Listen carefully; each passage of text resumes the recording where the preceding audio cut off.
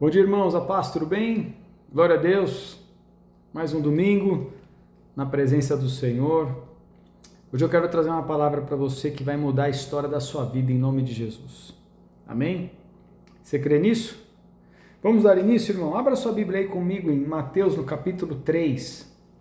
Evangelho de Mateus, no capítulo 3. Eu não vou ler todos os textos, eu vou ler só 3 versículos. Mateus 3, eu vou ler o versículo 2, o versículo 8 e o versículo 11. Diz assim, Mateus 3, eu vou ler o 1 e o 2. E naqueles dias apareceu João Batista pregando no deserto da Judeia e dizendo, arrependei-vos, porque é chegado o reino dos céus. No versículo 8, produzi, pois, frutos dignos de arrependimento. E no versículo 11, e eu em verdade vos batizo com água para o arrependimento, mas aquele que vem após mim é mais poderoso do que eu não sou digno de levar as suas sandálias, ele vos batizará com o Espírito Santo e com fogo.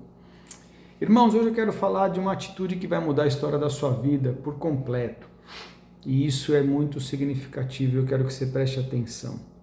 Se eu perguntar para você qual que é a coisa mais importante que existe na tua vida, melhor atitude, coisas nesse sentido, e você for um cristão, você com certeza vai falar que é crer em Jesus Cristo, ter aceitado Ele como Senhor e Salvador.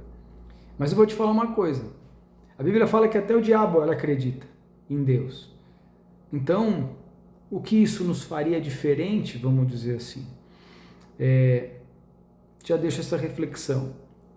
Outro ponto que eu queria deixar de introdução, Jesus ele disse que dentre todos nós, os nascidos de mulher, João Batista foi o maior de todos.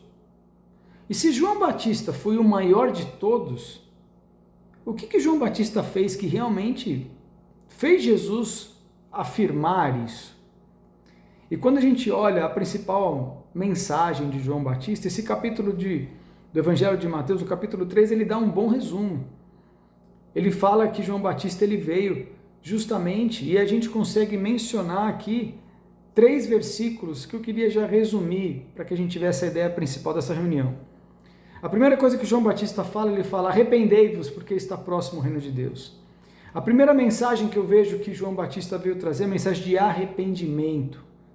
Se arrependa, e eu vou falar disso um pouco mais para frente. No versículo 8, ele diz, produzi, pois, frutos dignos de arrependimento. Então, você vê que o arrependimento ele tem que estar totalmente associado a produzir frutos dignos disso. E isso é algo também muito significativo. Às vezes as pessoas falam, mas eu me arrependi, mas não está demonstrando fruto digno de arrependimento, não adianta. Tem que ter produzir, a produção, fazer frutos dignos desse arrependimento, eu vou falar um pouco mais para frente. E lá no versículo 11, aí sim ele fala daquele que vai vir, que ele não é digno de amarrar as sandálias dos pés, que é Jesus Cristo. Então, você vê que antes dele falar de Jesus, ele falou de arrependimento e de frutos dignos desse arrependimento. E é isso que eu quero estar comentando, irmãos. Porque eu vou falar uma coisa de verdade para vocês, irmãos, do fundo do coração. Eu vai fazer 26 anos na igreja, uma vida com Cristo. E eu já vi muita gente que conhece a Cristo, que está na igreja há anos, décadas, que crê no Senhor, mas que realmente a vida ela não passou de um raso, ou não alcançou a plenitude, a abundância, a vida em abundância que Jesus falou lá em João 10,10. Por quê? Porque não se arrependeram e não estão demonstrando frutos dignos de arrependimento. Essa semana o Senhor colocou muito forte no meu coração. Eu quero que você pregue sobre arrependimento. Porque tem muita gente que me conhece, tem uma vida comigo, mas não está na plenitude, não está vivendo aquilo que é para viver. Por quê? Porque não se arrepende. E não realmente demonstra frutos dignos de arrependimento. E é disso que eu quero estar comentando com vocês. Então, se a gente for falar de arrependimento, a primeira coisa que eu quero comentar é da definição disso. A gente falar um pouco sobre o arrepender-se em si. Né? O que significa arrepender-se? A palavra metanoia do grego, que significa meta, além de uma mudança em noia, mente, pensamento, ele está falando de uma mudança no nosso pensamento, na nossa maneira de pensar. Mas não somente uma maneira de pensar propriamente dito, é uma maneira de pensar que vai gerar, sem dúvida nenhuma, uma mudança no nosso comportamento. Então, de maneira resumida, uma transformação na mente que vai fazer com que eu mude a minha ação, o meu dia a dia, as coisas que envolvem a minha vida, o meu comportamento e por aí vai. Metanoia, arrependimento, basicamente é isso. Ele é diferente de remorso, que remorso a pessoa tem um sentimento de dor, mas ela não muda. O arrependimento muda. Então, assim, é um pensamento, transformação, é uma atitude baseada em mudanças. Se a gente fosse resumir, seria isso. E por que eu estou enfatizando isso? Porque hoje em dia, muitas vezes, a gente vê dentro das suas próprias igrejas mensagens de prosperidade, não está errado. Mensagens de sabedoria, também não está errado. Mas o principal que envolve a vida cristã não é a sua performance, não é o seu padrão financeiro, ou seja lá o que for, não é. O mais importante é que você possa compreender que o arrependimento é o que vai gerar toda a transformação que envolve a sua vida. Você quer uma transformação na sua vida? Se você está falando sim, eu te digo, possivelmente tenha coisas que você tenha que se arrepender na sua vida, que você tem que mudar a sua forma de pensar e de agir, para que você alcance aquilo que o Senhor deseja. Aliás, falando no Senhor, eu te afirmo, ele mesmo disse lá em Lucas, no capítulo 5, versículo 32, ele veio não para chamar os sábios, né, os sãos, ou melhor dizendo, ele veio para chamar os pecadores ao arrependimento. Então o que ele quer é que a gente se arrependa, irmão, e que a gente mude a nossa maneira de pensar e de agir, que sejamos pessoas melhores e por aí vai.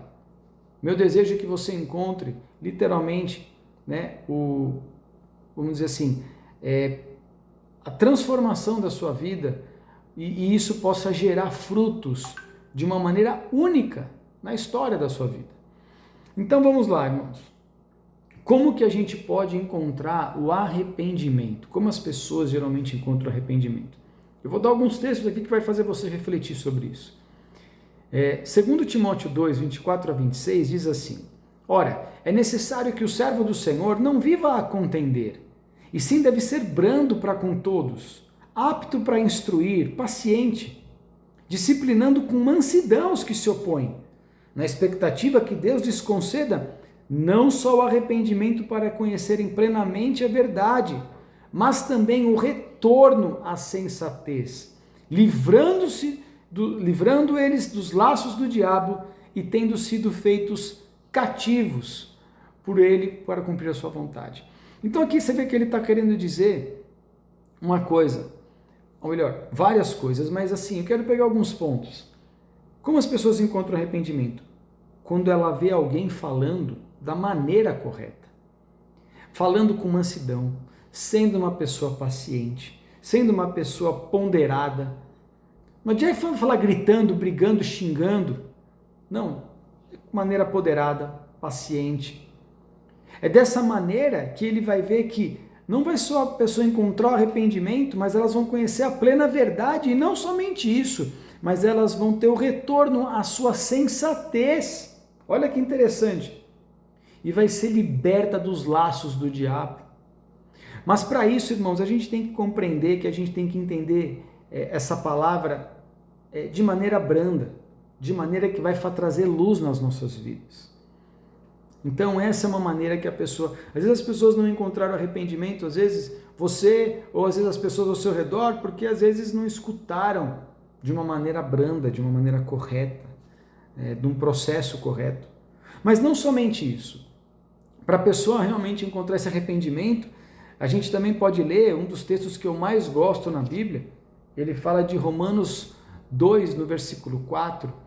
Ele fala exatamente isso. Ele fala, as pessoas encontram arrependimento quando elas escutam o certo. Então é escutar, agora não é mesmo a forma, mas é o conteúdo. elas escutam o que tem que ser escutado. E não são falácias, ou seja lá o que for, coisas que não fazem sentido, mas é a palavra correta. E Romanos 2,4 ele fala assim, ou desprezas a riqueza da sua bondade e a tolerância e longanimidade, ignorando que a bondade de Deus é o que te conduz ao arrependimento. A bondade de Deus é o que nos conduz ao arrependimento. Então, o que vai levar a pessoa a se arrepender? É não somente a gente escutar da maneira correta, mas a gente escutar o que é o correto. E o que é o correto? É escutar da bondade de Deus. A bondade de Deus nos constrange. A bondade de Deus, ele mexe com o nosso coração. Mexe ou não mexe, irmão? Você começa a escutar como um Deus desse pode me amar tanto. Ele te ama tanto. E ele realmente quer que nós sejamos tocados por essa bondade. Mas eu quero fazer um parênteses nisso, porque às vezes as pessoas podem levar para um outro viés, né? E aqui eu quero comentar uma coisa do pastor Hernandes Dias Lopes que eu vi, que ele escreveu. Abre aspas. Os críticos moralistas, tanto judeus como gentios, olhavam para a bondade de Deus como uma licença para pecar. Aqui, diante desse contexto.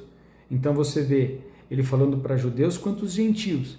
Eles viam que a bondade de Deus era uma licença para pecar. E não como um arrependimento, ele continua. Aí ele fala mais para frente, as pessoas interpretavam mal a bondade de Deus.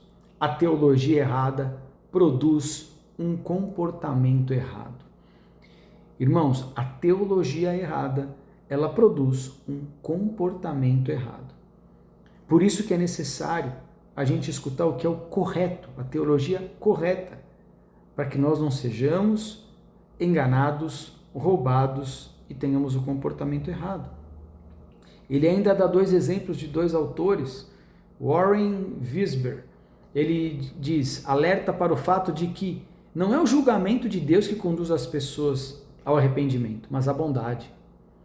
Não é você falando do Apocalipse que vai levar as pessoas, muitas vezes, para Deus, irmãos, mas é você mostrando a bondade de Deus.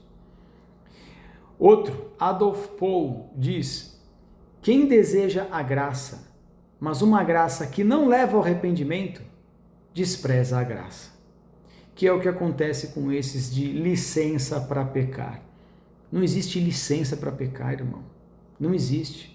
O que existe é que a gente possa compreender que Deus ele é tão bom que apesar de pecarmos, Ele quer que a gente se arrependa e tenha uma vida com Ele. E não, pode pecar à vontade que eu te amo e te amo e te amo. É assim que a gente tem que compreendermos. Então a gente tem que realmente enxergar essas coisas, irmãos. Porque a bondade de Deus nos atrai a Deus. Você quer um exemplo disso? Um exemplo disso é quando a gente fala do filho pródigo. Depois você pode ler lá, deixa eu ler aqui, vai. Lucas 15, versículo 17, diz assim, Lucas 15, 17 e 18. E caindo em si, quantos trabalhadores de meu pai têm pão em abundância, e eu aqui perecendo de fome? Vou me levantar e vou ir até meu pai, e dizer-lhe, pai, pequei contra o céu e perante ti. Aqui ele está falando do filho pródigo, acho que a grande maioria já conhece esse texto. Se você não conhece, leia. É a partir do versículo 11 até o final desse capítulo.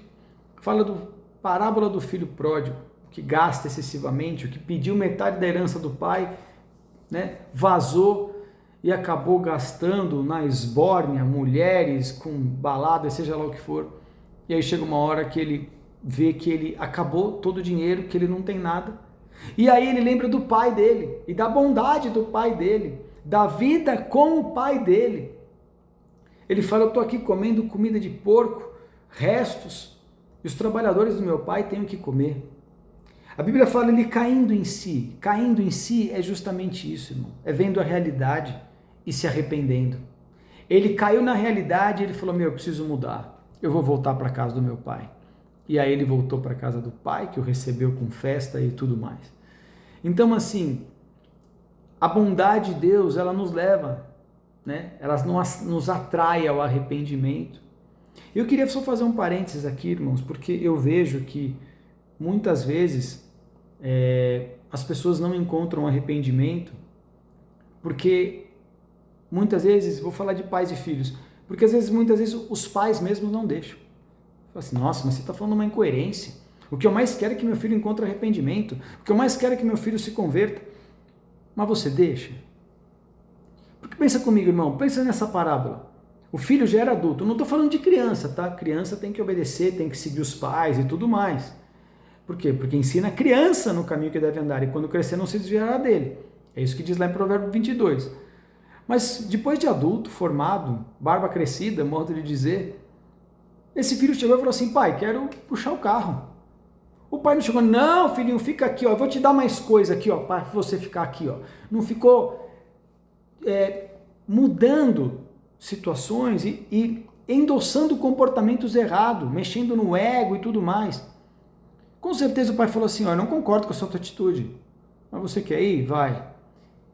Ah, mas aí o pai que desmerecendo o filho, não desmerecendo, irmão, já é pessoa grande.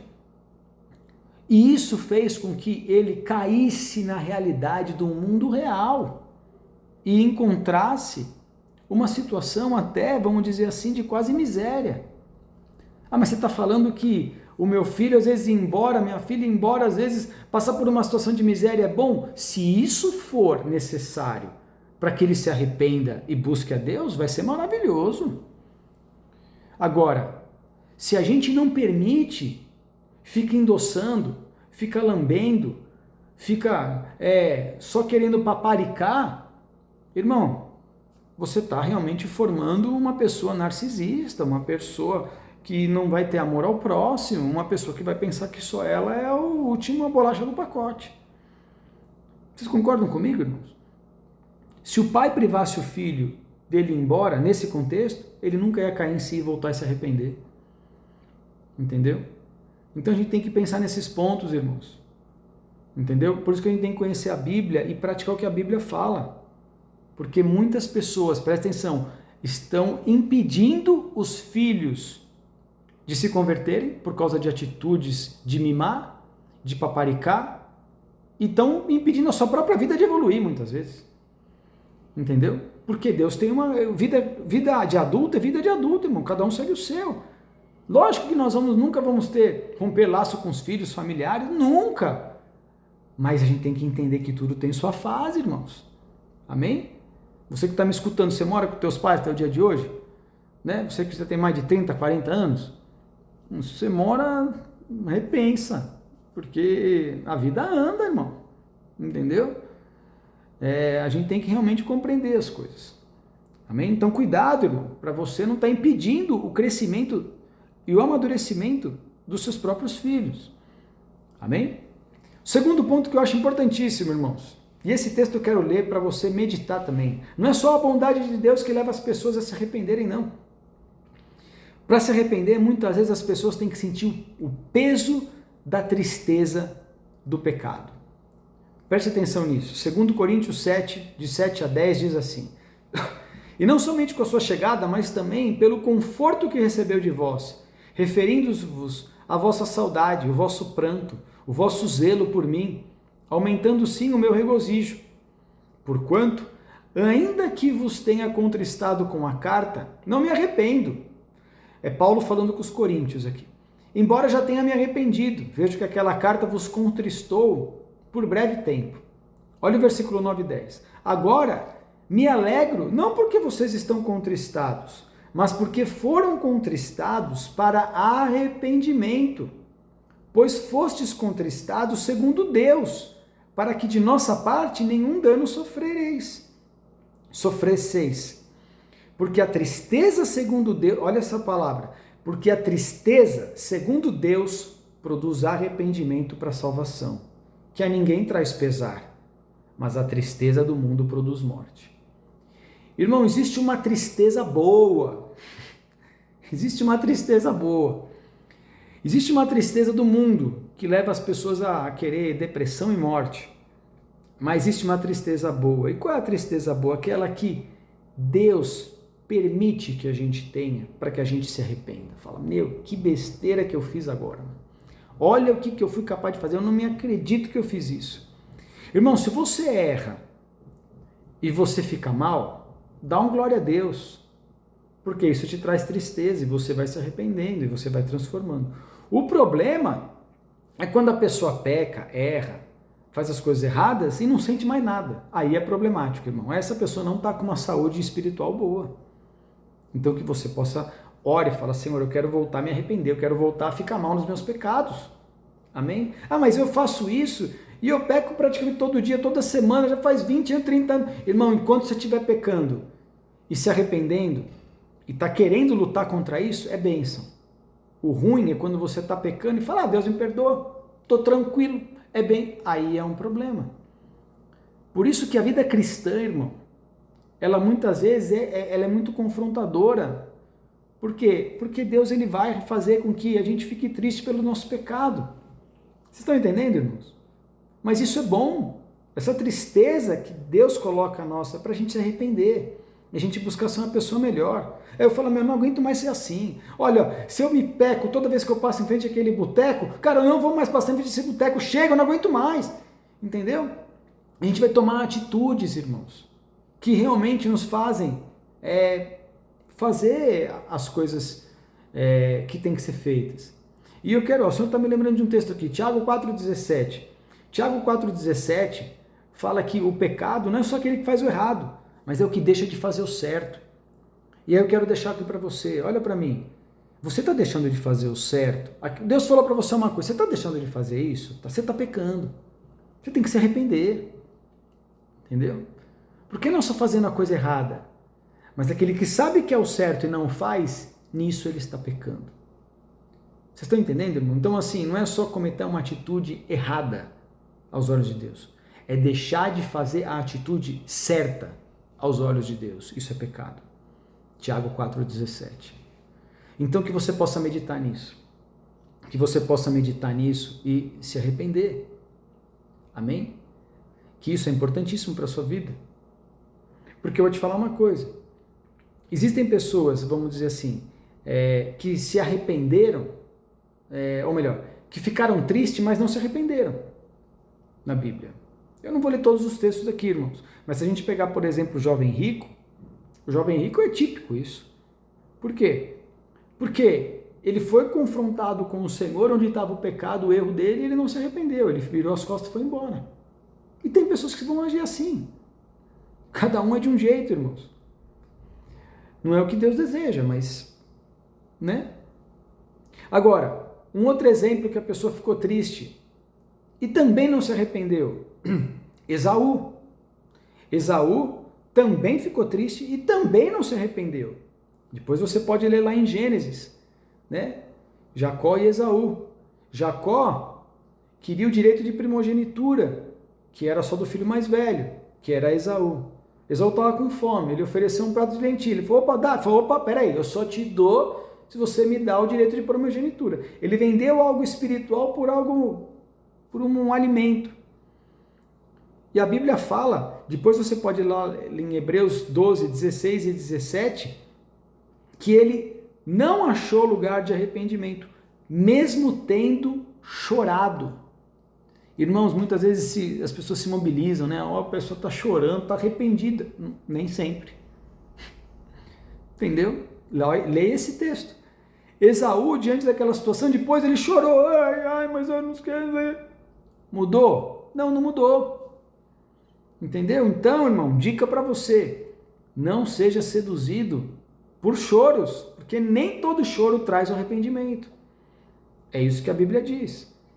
Agora, existe exemplos de pessoas que erraram, ficaram tristes e se arrependeram? Lógico que existe. Depois você pode ler lá, por exemplo, Lucas no capítulo 7, a mulher pecadora, ao que dá a entender, uma mulher pecadora, de adúltera, né? Se prostituía com o seu corpo, mas você vê que ela se arrependeu. Você vê que Jesus estava sentado lá na casa dos religiosos, ela chega por trás. Irmão, esse é um dos textos mais lindos da Bíblia que eu conheço. Ela não abre a boca, ela não fala nada, ela só se dobra aos pés de Jesus. Ela chora copiosamente, arrependida, né? Aqueles que estão ao lado começam a xingar, a criticar, a criticar Jesus. Falou, se você soubesse essa mulher que está nos teus pés, ele fala, fica tranquilo, eu sei quem é ela, mas ela está muito arrependida aqui, ó. Entendeu? Ela chorando e limpando os pés de Jesus, com seu choro e enxugando com seus cabelos. Irmão, aquela mulher se arrependeu. Ela errou, ela se arrependeu. E o Senhor declarou salvação sobre a vida dela. Então existem pessoas que realmente no momento de tristeza enxergam aquilo que Deus deseja e encontram o caminho de arrependimento, que é o versículo que eu li lá de 2 Coríntios 7. Existe outro, vamos falar de outro, Zaqueu, Lucas 19, depois você pode ler também. Zaqueu, uma pessoa publicana, envolvida na política, vamos dizer assim, mas que havia extorquido muitas pessoas, poder financeiro, tinha roubado dinheiro delas. Quando Jesus fala, Zaqueu, me convém chegar na sua casa, vou dormir na tua casa hoje. Zaqueu fica todo eufórico, desce, recebe Jesus e Jesus começa a falar com ele. A Bíblia fala que Jesus não pediu nada, mas a Bíblia fala que através, dá a entender, né, que através das pregações de Jesus estando com ele, ele fala, Senhor, eu tenho roubado o povo, extorquido. Então eu vou pegar metade dos meus bens, ele era um homem rico, e eu vou doar para os pobres. E aquele que eu defraudei, eu vou restituir 4 vezes mais. Jesus falou, hoje entrou salvação nessa tua casa. Jesus percebeu que ele havia se arrependido. Aquele homem ficou triste, mas ele se arrependeu. Então assim, existem esses tipos de exemplos, e é isso que eu queria estar trazendo aqui para vocês, irmãos. Por isso que eu falei que o arrependimento é a coisa mais importante, mais do que sabedoria, mais do que a sua performance cristã, é você encontrar o caminho de arrependimento. Então que você possa realmente meditar nisso. Eu não acabei ainda, é só uma reflexão. Que você possa meditar nisso e falar, Senhor, eu quero me arrepender. Amém? Eu quero ter esse choro de novo. Eu quero ficar triste quando eu pecar. Eu quero. 2 Coríntios 7, 7 a 10. E eu quero falar um último texto aqui para vocês, que é o que mais me chocou, e eu vou falar o que Deus colocou no meu coração. Esse último texto que mais me chamou a atenção foi de alguém que ficou triste, que se arrependeu, mas que de uma certa forma ele se isolou de Cristo. Você vai ficar pasmo quando eu falo o nome dessa pessoa. Quem foi? O apóstolo Pedro. Jesus falou, Pedro virou e falou, Jesus, eu te amo, você é o meu Senhor, meu Deus, meu Rei, nunca vou te negar. Jesus falou assim, Pedro, hoje mesmo, você vai me negar 3 vezes. Imagina, não sei o quê. Jesus foi pego, Jesus acabou sendo preso, e naquela mesma noite, né, o Pedro foi reconhecido como um dos discípulos de Cristo. As pessoas falaram, você é discípulo dele. Ele falou, não sou eu não. E ele falou isso por 3 vezes. E depois ele até cruzou os olhares dele com Jesus. Isso furou ele, irmão. Isso matou ele, modo de dizer. Ele entrou numa tristeza descomunal, por ele ter realmente traído o Senhor Jesus, ter negado Jesus, né? E essa história ela é bem marcante. E Jesus foi preso, ele morreu. E aí a gente vê lá, depois você pode ler no capítulo 21 do apóstolo João, do Evangelho de João, ele volta, ele se arrependeu, ficou mal, mas aí Jesus tinha morrido, né? Ele voltou para a sua vida normal, ele voltou a ficar na pescaria e tudo mais. Só que o que ele não entenderia é que Jesus ia aparecer justamente naquela pescaria, e ele iria reconhecer, e Jesus ia falar para ele 3 vezes, Pedro, você me ama? Ele ama o Senhor. Ele falou, então pastoreia minhas ovelhas. Por 3 vezes até que ele realmente compreendesse a mensagem. Mas o cerne dessa mensagem, o que eu quero terminar, irmão, que o que mais me chocou, e é apaixonante da gente ver na vida de Jesus, é que quando Jesus ressuscitou, como eu disse, ele foi até os apóstolos, perguntou, puxou papo com Pedro para conversar com ele, porque Pedro estava totalmente constrangido, imagina, dias antes ter negado Jesus e tudo mais. Mas o amor de Jesus ele é tão grande, irmão, ele é tão grande, que por mais que você erre, se você se arrependa, e você de uma certa forma está se afastando um pouco de Deus, Ele vai até você e vai falar: mas você não me ama? Fica perto de mim. O que eu quero dizer é o seguinte, irmãos, o amor de Deus ele é tão grande, que por mais que você seja um cara bom, que se arrependeu de verdade, mas você se magoou por causa de pastores, pessoas, situações, e você está esfriando a tua vida, Deus vai criar algum momento, alguma forma de alguém ir até você e falar assim: Ele quer que você fique próximo dele. Amém? Jesus vai até você, irmão. Jesus te ama demais. Jesus, Ele te quer de volta. Jesus, Ele quer que você esteja próximo dele, amparado, cuidado por Ele. Jesus quer que você demonstre o amor por Ele, estando com Ele. E eu te digo mais, Pedro foi o líder da igreja primitiva, e eu te digo, Deus não somente quer que você se arrependa, e Ele vai até você para te puxar de volta, mas Ele pode te usar para realmente ser usado nessa terra e levar mais pessoas a terem envolvimento com Ele. Amém? Isso me chocou, irmãos. Isso me chocou. E foi isso que o Senhor colocou no meu coração. Eu vou atrás das pessoas, muitas vezes. Aquelas boas que se arrependem, mas se esfriaram por causa de alguma circunstância, eu vou alcançar elas. E eu quero orar e declarar que Ele vai alcançar todos, irmãos. E todos vão voltar para o Senhor. Eu creio nisso, irmãos. Porque Ele quer ter uma vida de volta conosco, Ele quer que a gente tenha uma vida com Ele. E eu quero terminar essa reunião falando assim, eu não sei se você está escutando isso pela primeira vez, ou se você já está na igreja há anos ou até há décadas, mas o Senhor falou com você nessa ministração e você falou: cara, eu não tinha entendido o tamanho da bondade de Deus. Olha, eu não tinha entendido que esse peso, dessa tristeza que eu tô longe de Deus e eu quero Ele. Que você se arrependa agora e que você possa fazer essa oração junto comigo, porque o Senhor te quer de volta. O Senhor te quer de maneira definitiva. E se você não aceitou, Ele te quer a partir de agora. E você não tem ideia do que Ele vai fazer através da sua vida, irmãos. Amém? Feche os seus olhos. Senhor, repita comigo, fala assim: Senhor, eu escutei a Tua palavra e eu quero Te aceitar como o meu Senhor, como o meu Salvador. Eu me arrependo dos momentos errados que eu fiz na minha vida. E eu quero ter uma vida contigo, definitiva, te buscando, Senhor.